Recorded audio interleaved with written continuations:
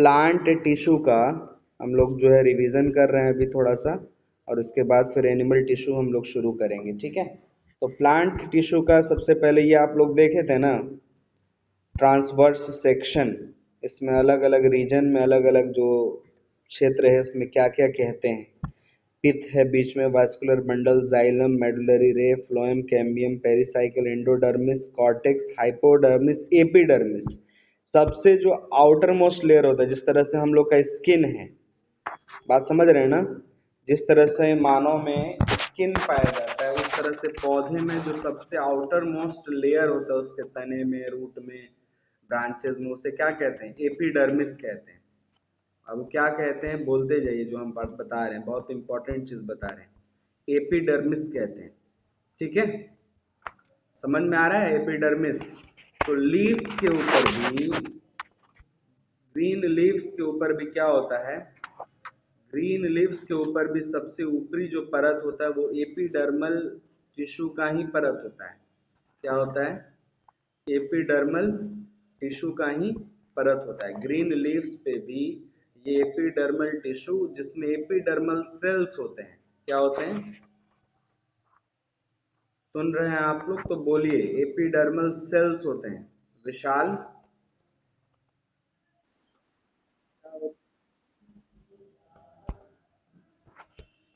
Epidermal cells बोलो, जो मैं बोल रहा हूँ क्या पाए जाते हैं? सबसे ऊपरी परत जो होता है ना, सबसे ऊपरी लेयर, वो किस चीज का होता है? एपिडर्मल।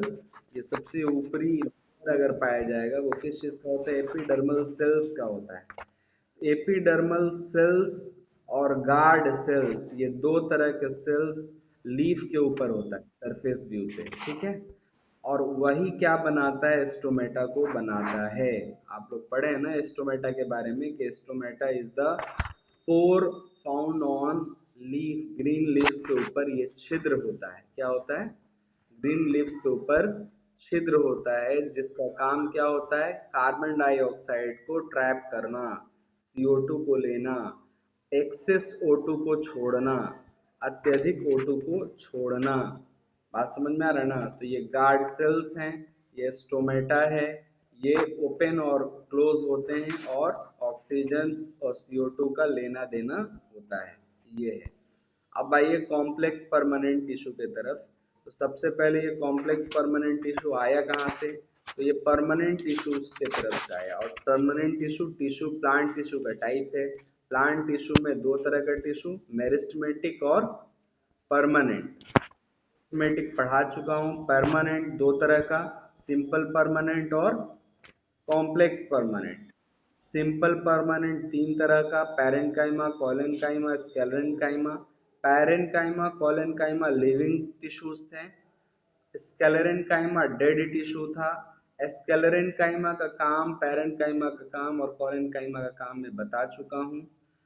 और इसमें मैंने एक सिंपल सी बात ये बताई कि इसे सिंपल परमानेंट क्यों कहते हैं, क्योंकि यह टिश्यू एक ही प्रकार के सेल से बने हैं, ठीक है ना। मैंने डायग्राम भी आपको दिखाया था ना जी, डायग्राम भी मैंने आपको दिखाया था। जैसे ये रहा पैरेन्काइमा, एक प्रकार के सेल का बना है।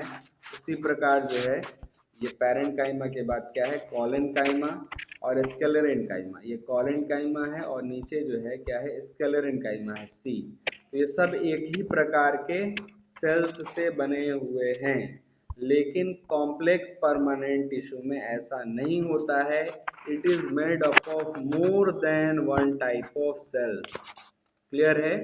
Why it is complex permanent क्यों कहते हैं? क्योंकि यह more than one type of cell के बने होते हैं, इसलिए इसे कॉम्प्लेक्स कहते हैं। परमानेंट क्यों कहते हैं? क्योंकि इसके अंदर भी डिवाइडिंग कैपेबिलिटी खत्म हो जाती है, यह और डिवाइड नहीं करते हैं और ग्रो नहीं करते हैं।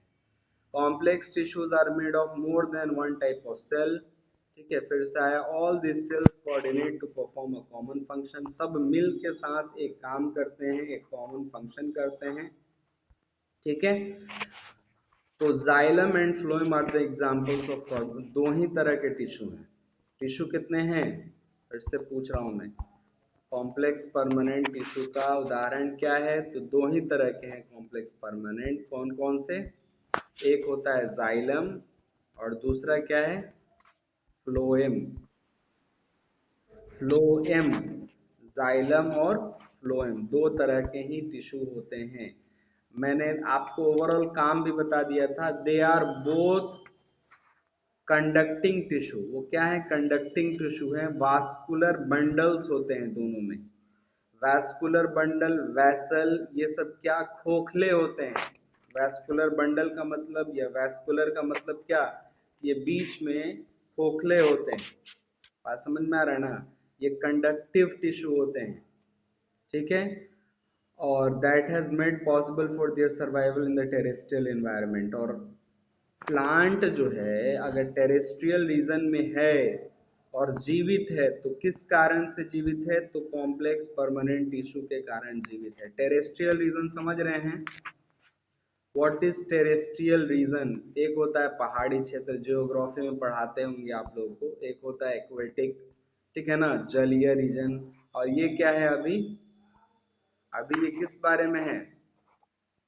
टेरेस्ट्रियल। टेरेस्ट्रियल रीजन में अगर एक पौधा, एक पेड़ जीवित है तो किस कारण से है? तो इसमें जो टिश्यूज हैं कॉम्प्लेक्स परमानेंट, जाइलम और फ्लोएम कंडक्टिंग टिश्यू, इस कारण ही जीवित हैं। क्यों? क्योंकि जाइलम, मैं एक बार बताऊंगा, फिर से ध्यान से सुनिए और समझिए, बार बार मैं रिपीट नहीं करने वाला। ध्यान लगाइए और समझिए। जाइलम क्या है? तो xylem is water and mineral conducting tissue. क्या है ये? वाटर एंड मिनरल कंडक्टिंग, यानी पानी और खनिज लवण को जमीन से निकालता है और पूरे पौधे तक पहुंचाता है। वाटर एंड मिनरल, क्या है ये? Water and mineral conducting tissue. Xylem के बारे में लिख लीजिएगा, ये बुक में भी लिखा हुआ है। समझ में आया या नहीं आया? अभी सिर्फ काम समझिए, ये कैसे है ये नहीं बता रहा हूं मैं, सिर्फ काम बता रहा हूं कि जाइलम का काम क्या है। यह पानी और खनिज लवण को जमीन से निकालता है और पूरे प्लांट तक पहुंचाता है, इंक्लूडिंग लीव्स, पत्तियों को भी देता है। समझ में आया या नहीं आया? बोलो यस नो। और क्या है? फ्लोएम है। दूसरा क्या है? फ्लोएम। तो फ्लोएम है, ये फूड कंडक्टिंग टिश्यू है। क्या है? Food conducting tissue. ये फूड कहाँ बनता है? अब ये सब कॉमन सा। हाँ, ये फूड प्रिपेयर होता है तो लीव्स के ऊपर ये फूड प्रिपेयर होता है, पत्तियों में प्रिपेयर होता है फूड। यही फूड यानी ग्लूकोज यानी C6H12O6 जो फोटोसिंथेसिस के माध्यम से प्रिपेयर हुआ, इसी फूड को पूरे प्लांट्स तक पहुंचाने में कौन मदद करता है? तो फ्लोएम मदद करता है, ठीक है। तो जाइलम और फ्लोएम का काम समझ में आ गया। ये कॉम्प्लेक्स परमानेंट टिश्यू हैं। अब जाइलम क्यों कॉम्प्लेक्स है? कौन कौन से different types of tissues cells इसके अंदर है जिसके कारण इसको कॉम्प्लेक्स कहा जाता है? और फ्लोएम कौन कौन से है? यह याद रखने की चीज है। सब आपस में मिल के ये चार अगर डिफरेंट टाइप्स, जैसे जाइलम जो है, ट्रेचिड्स, वेसल, जाइलम पैरेन्काइमा और जाइलम फाइबर, ये चार तरह के टिश्यू का मिल के बना है। तो चारों आपस में मिल के वाटर और मिनरल को कंडक्ट करते हैं, इतना जान लेना बहुत है। बात समझ में आया ना? यानी चार तरह के जाइलम का नाम याद कर लीजिए। जाइलम कंसिस्ट ऑफ ट्रेचिड्स, क्लियर है, vessels, xylem parenchyma and xylem fibre, ठीक है।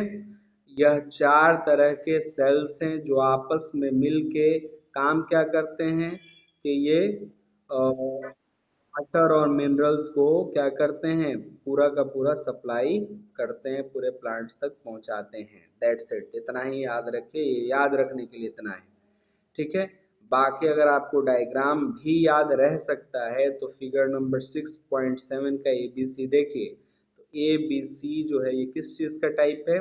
देखिए, ट्रेचिड, वेसल और जाइलम पैरेन्काइमा और एक जाइलम फाइबर, ये चार तरह के जाइलम्स हैं जो आपस में कनेक्ट होकर पानी पूरे प्लांट्स तक पहुंचाते हैं। अब देखिए फ्लोएम का काम देख लीजिए और फ्लोएम का टाइप देख लीजिए। तो फ्लोएम भी 4 तरह के सेल से बने हुए हैं। कौन कौन से?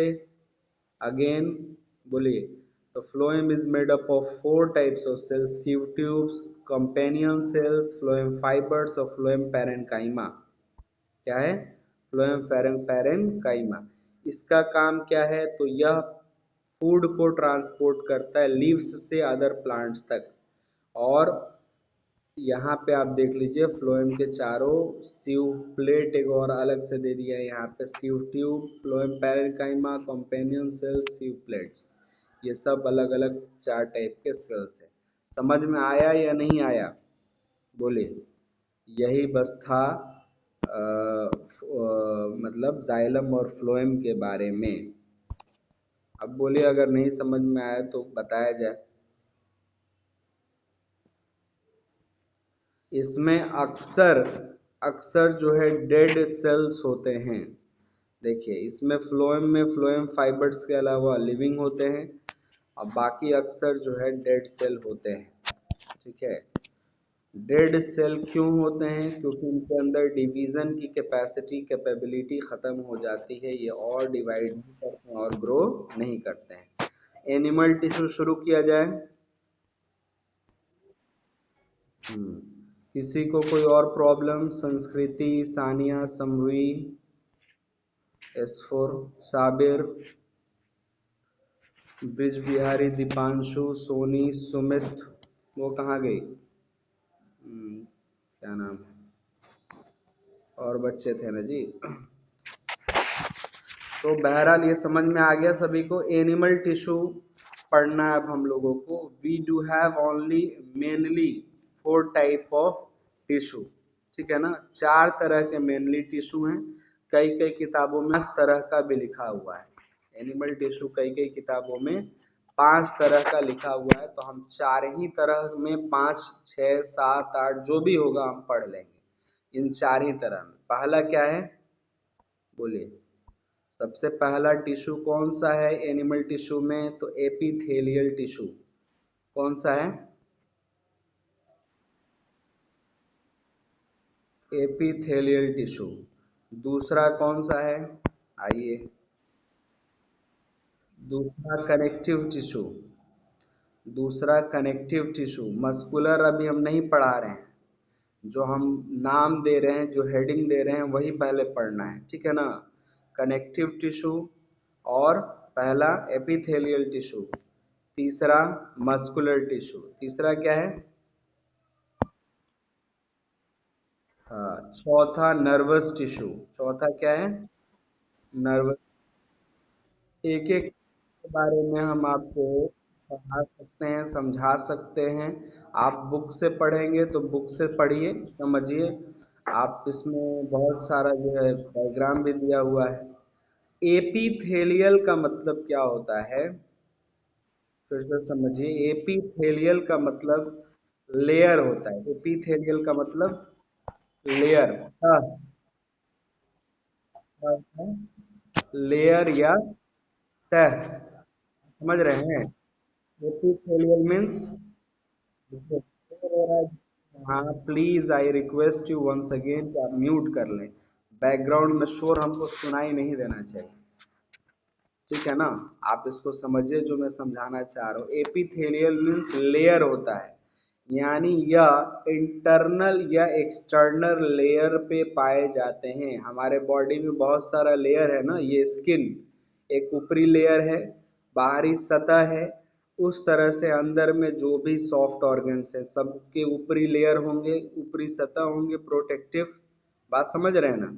उसी तरह से जो है हमारे इंटेस्टाइन के बाहरी लेयर, अंदरी लेयर, हमारे स्टमक के बाहरी लेयर, हमारा ये अगर स्टमक है, पेट, जे शेप्ड पेट होता है हमारा। क्या होता है? जे शेप पेट होता है। इस पेट में 2 लेयर्स। बात समझ लीजिए, ये कॉन्सेप्ट समझ जाएंगे तो सब समझ में आ जाएगा। 2 लेयर, एक ये बाहर से जो बना हुआ है और एक जो अंदरूनी लेयर है, इंटरनल लेयर है। तो इनर लाइनिंग्स इसको कहते हैं। क्या कहते हैं? Inner linings. इनर लाइनिंग्स की बात हो या ऊपरी लेयर की बात हो, ये सारे लेयर्स जितने भी बॉडी में ऑर्गन्स है सब सब ऑलमोस्ट किस टिश्यू के बने हुए हैं? एपिथेलियल टिश्यू के बने हुए हैं। सब ऑलमोस्ट किस टिश्यू के बने हैं? फिर पूछ रहा हूं मैं, रिपीट कीजिए आप लोग। एपिथेलियल हुए हैं सब, सब के सब जितने भी ऑर्गन हैं सबके आउटर मोस्ट लेयर और इनर मोस्ट लेयर सब एपिथेलियल टिश्यू के बने हुए हैं। समझ में आया? अब टाइप बताएंगे और ये बताएंगे ये वाला कहाँ कहाँ होते हैं। क्लियर है? पहले टाइप समझ लीजिए कि चार तरह के एपिथेलियल टिश्यू कौन कौन से हैं, और फिर हम इसके हिसाब से आपको ये बताएंगे कि स्क्वैमस एपिथेलियल कहाँ, क्यूबॉइडल एपिथेलियल कहाँ, कॉल्यूमिनर कहाँ, स्ट्रेटिफाइड कहाँ। ठीक है? और दो और तरह के squamous epithelial single cell layered होता है, सिर्फ एक सेल का, बिल्कुल बारीक, बिल्कुल पतला। बात समझ रहे हैं ना? तो ये स्क्वैमस एपिथेलियल स्किन, हम लोगों का त्वचा इतना बारीक होता है, कितना बारीक होता है समझ में आता है ना बाहर से? तो वह स्क्वैमस एपिथेलियल टिश्यू का बना हुआ है। समझ में आया? फिर है क्यूबॉइडल। क्यूबॉइडल में दो तीन चार लेयर्स होते हैं सेल के, लेकिन इसका जो शेप होता है बिल्कुल क्यूब शेप का होता है। कॉल्यूमिनर यानी इसके सेल का शेप इस प्रकार होता है, क्यूब के शेप का। कॉल्यूमिनर में सेल्स इलोंगेटेड होते हैं, लंबे लंबे। समझ में आ रहा है ना? तो कॉल्यूमिनर में अक्सर सिलिएटेड होते हैं, उसमें हेयर लाइक स्ट्रक्चर लगा होता है। ये येलो कलर नहीं दिख रहा है तो मैं आपको ब्लैक कलर से समझा दूँ। कॉल्यूमिनर जो होगा वो इलोंगेटेड सेल्स होंगे, लंबे लंबे, और उसके ऊपर कभी कभी सीलिया लगा होगा, हेयर लाइक स्ट्रक्चर होगा, जिसे सिलिएटेड एपिथेलियल या कॉल्यूमिनर एपिथेलियल कहेंगे। समझ में आ रहा है नहीं आ रहा है? बोलो बाबू। नहीं आ रहा है तो फिर स्क्वैमस एपिथेलियल एक सेल का लेयर, यानी एक सेल समझते हैं ना कितना बारीक होगा, सिर्फ एक ही सेल है इसमें। कॉल्यूमिनर कई सेल्स का लेयर है, लेकिन इसमें क्या कंडीशन है कि इसके सेल्स क्यूबॉइड शेप के हैं। कॉल्यूमिनर का क्या कंडीशन है कि इलोंगेटेड सेल्स है, लंबे लंबे सेल्स, एक एक कोशिका क्या है, लंबा लंबा है। और फिर आपका जो है यहाँ पे क्या है, स्ट्रेटिफाइड स्क्वैमस, इसमें कई सेल्स के लेयर है। दिख रहा है ना ये? Can you see the picture? इसमें कई सेल्स के क्या है, लेयर है। और इसमें कई सेल्स के लेयर पाए जाते हैं, जिसे स्ट्रेटिफाइड स्क्वैमस एपिथेलियल टिश्यू कहते हैं। तो चार और भी होते हैं, जैसे ग्लैंडुलर एपिथेलियल। ग्लैंडुलर में ना ग्लैंड्स लगे होते हैं और उससे कुछ ना कुछ सिक्रीट होता है, निकलता है। ठीक है ना? तो ग्लैंडुलर एपिथेलियल हमारे स्टमक के अंदर पाया जाता है, जो गैस्ट्रिक ग्लैंड्स जिसमें होते हैं। ये सब चीज़ थोड़ा सा टफ होगा, समझिएगा, समझाएंगे हम तो कुछ मुश्किल नहीं है, सब आसान हो जाएगा। ठीक है? तो ये चारों नाम समझ में आ गया, स्क्वैमस, क्यूबॉइडल, कॉल्यूमिनर और स्ट्रेटिफाइड स्क्वैमस। ठीक है ना? अब इसको कहाँ कहाँ होते हैं समझते जाइए, बुक के माध्यम से हम आपको बता रहे हैं क्योंकि गड़बड़ी ना हो। Epithelium covers most organs and cavities within the body. It forms a barrier to keep different body system separate. The skin, ये सब बताया गया। They only have obviously anything entering with as a result permeability of the cells varies. चलिए, तो अब इसमें जो समझना है आपको, simple squamous epithelial. Simple squamous epithelial बहुत थिन और फ्लैट होते हैं, form a delicate lining. Oesophagus होता है। इसोफिगस किसको कहते हैं, कोई बताए तो हमको पता चले कि हाँ आप लोग को इंटरेस्ट रहता है बायोलॉजी में। इसोफिगस का अर्थ बता दो। क्लास 6 में मैं अभी पढ़ाया हूँ इसोफेगस, या 7th में, तो मुझे नहीं लगता है कि आप लोग नहीं पढ़े होंगे। इसोफेगस का मतलब, हाँ वेरी गुड। इसोफेगस का मतलब हमारा फूड पाइप, भोजन की नाली, जिससे हमारा खाना जाता है। इसोफिगस का जो लाइनिंग और इसोफिगस और लाइनिंग ऑफ माउथ जो होता है वो स्क्वैमस एपिथेलियम का बना होता है। लाइनिंग ऑफ माउथ क्या, यानी मुंह खोलेंगे ना, आ करेंगे तो जो भी हमको टच, हमारे टच में जो स्किन आएगा जो चमड़ी आएगा, जो मांस आएगा, वो लाइनिंग ऑफ माउथ कहलाएगा। क्या कहलाएगा? बोलिए। वो लाइनिंग ऑफ माउथ कहलाएगा, इनर लाइनिंग ऑफ माउथ या इनर लाइनिंग ऑफ इसोफिगस। ये मान लीजिए हम एक डायग्राम बनाएं, ये हमारा इसोफिगस से फूड पाइप है, इसमें जो पड़ा हुआ इनर लाइनिंग है ये वाला अंदर का, हम उसको रेड से दिखा रहे हैं, ये भी स्क्वैमस एपिथेलियल का बना होता है। समझ में आया? नहीं आया? बोलिए। क्यों नहीं बोल रहे हैं? और स्किन 3 जगह पे पाया जाता है। कहाँ कहाँ पे? स्किन पे, इसोफिगस पे और lining of mouth. Squamous epithelial पाया जाता है। स्क्वैमस एपिथेलियल जो स्किन पे होता है वो भी कई लेयर्स में होता है, जो वियर एंड टीयर को रोकता है। यानी कोई चीज़ हमें चोट लगे तो बस एक लेयर फटे, दूसरा लेयर ना फटे, और हमारे सॉफ्ट टिश्यू में इंजरी ना हो। ठीक है, तो इसे स्क्वैमस एपिथेलियम कहते हैं, स्क्वैमस एपिथेलियल कहते हैं। अब देखिए, व्हेन एब्जॉर्प्शन एंड सिक्रीशन अकर, जहाँ पे एब्जॉर्प्शन या सिक्रीशन होता है, जहाँ से कोई चीज़ एब्जॉर्ब हो जाए और शोषित हो जाए या कुछ सिक्रीट हो, in the inner linings of the intestine tall epithelial cells are present. Columnar meaning columnar होते हैं और सिलिएटेड होते हैं। यानी अभी हमने आपको बताया कॉल्यूमिनर एपिथेलियम के बारे में, क्यूबॉइडल को अभी स्किप किया गया है एनसीईआरटी में। ये कहाँ होता है? तो हमारे छोटी आंत में 6 मीटर का हमारा जो स्मॉल इंटेस्टाइन होता है ना बाबू, इसके इनर लाइनिंग में, जहाँ एब्जॉर्प्शन और सिक्रेशन होता है। समझ रहे हो? खाने का डाइजेशन कंप्लीट कहाँ होता है? ये भी क्लास 8-7 में पढ़ाया गया होगा। बताइए, where does complete digestion of food take place? हाँ, तो उस स्मॉल इंटेस्टाइन में ही क्या होता है? कॉल्यूमिनर एपिथेलियल पाया जाता है। क्यों पाया जाता है? क्योंकि यहीं पे ज़्यादा एब्जॉर्प्शन होता है, और स्मॉल इंटेस्टाइन में ही सिक्रेशन भी होता है बहुत सारे इंटेस्टाइनल जूसेस का। समझ में आ रहा है ना? पेनक्रियाज से पेनक्रियाटिक जूस का, लीवर से बाइल जूस का, ये सब पढ़े होंगे आप लोग। ठीक है। और कहाँ होता है? तो हमारे रेस्पिरेटरी ट्रैक्ट में भी पाया जाता है, श्वसन के नालियों में। हमारा जो रेस्पिरेटरी ट्रैक्ट है, यानी ट्रैकिया, क्या कहा जाता है उसको? Wind pipe. ट्रैकिया में भी क्या पाया जाता है? कॉल्यूमिनर एपिथेलियल पाया जाता है, जिसमें सीलिया भी लगा होता है, जिसका काम क्या होता है? जैसे हमारे नोज में देख लीजिए, नोज के अंदर से ही ये शुरू हो जाता है सिलिएटेड एपिथेलियम। इसमें सीलिया लगा है, हेयर लाइक स्ट्रक्चर है, हेयर लाइक प्रोजेक्शन है, जो डस्ट वस्ट को प्रोटेक्ट करता है नाक के अंदर जाने से। ठीक है ना? म्यूकस सिक्रेट करता है, ये सब चीज़। क्यूबॉइडल एपिथेलियम कहाँ? सेकंड वाला तो किडनी ट्यूब्यूल्स में, सलाइवरी ग्लैंड में पाया जाता है।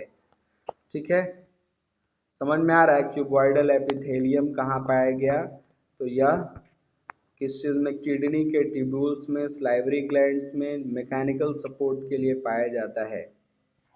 तो बताइए कितना लोग इंटरेस्ट ले रहे हैं इस चीज़ को समझने में? थोड़ा सा इसमें दिमाग लगाना पड़ता है। देखिए, 2 लोग चले गए, उनको समझ में शायद नहीं आ रहा था। इसमें थोड़ा सा दिमाग लगाना पड़ेगा, इंटरेस्ट लगाना पड़ेगा। ये हमारे ही बॉडी के पास बात कर रहे हैं, किसी और हम इसके डायनासोर के बॉडी के बारे में नहीं बोल रहे हैं। तो इंटरेस्ट तो आना ही चाहिए। हमारे शरीर में एपिथेलियल टिश्यू कहाँ कहाँ पाए जाते हैं, किस किस प्रकार के होते हैं?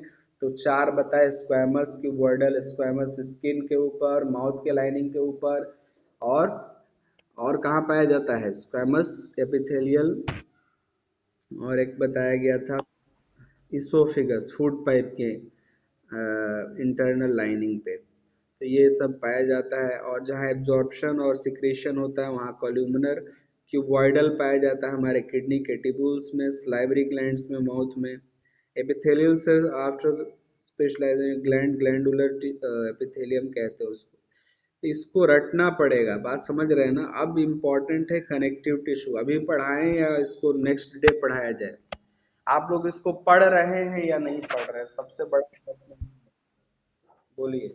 आप लोग की अपनी सेल्फ स्टडी हो रही है या नहीं हो रही है? देखिए इस स्टेज में आने के बाद, क्लास 9th में आने के बाद आप सेल्फ स्टडी यदि नहीं करते हैं तो कोई लाभ नहीं होगा। सिर्फ मेरे पढ़ा देने से कुछ बहुत नहीं समझ में आ जाएगा, आपको अपना पढ़ना पड़ेगा, नोट्स बनाना होगा। मैं बार बार रिपीट कर रहा हूँ। अभी जो मैंने एनिमल टिश्यू शुरू किया, इसका भी आप लोग जिस प्रकार प्लांट टिश्यू पढ़े उस प्रकार इसका भी चार्ट बना सकते हैं। एनिमल टिश्यू में चार इस तरह से ग्राफ कीजिए, और चार में पहला क्या था, एपिथेलियल टिश्यू, दूसरा क्या था, कनेक्टिव टिश्यू, तीसरा मस्कुलर टिश्यू, चौथा नर्वस टिश्यू। इसको लिख लीजिए, फिर इसके उदाहरण लिखिए। एपिथेलियल में चार अभी उदाहरण बताया गया, उसका लिख लीजिए, लोकेशन लिख लीजिए। फिर हम आपको कल कनेक्टिव टिश्यू पढ़ाएंगे। कनेक्टिव टिश्यू बहुत बहुत इम्पोर्टेंट है।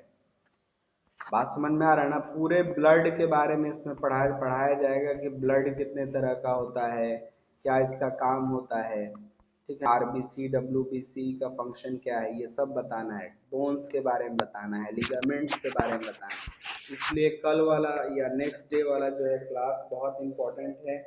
आप लोग बहुत इंटरेस्ट के साथ इसको ज्वाइन कीजिए। आज इतना ही रहने देते हैं, बहुत ज़्यादा पढ़ा दे चालाकी नहीं है आपको, हैं? सब एक ही दिन में होगा बाबू, सब स्टेप बाय स्टेप होगा। अभी केमिस्ट्री चल रहा है ना?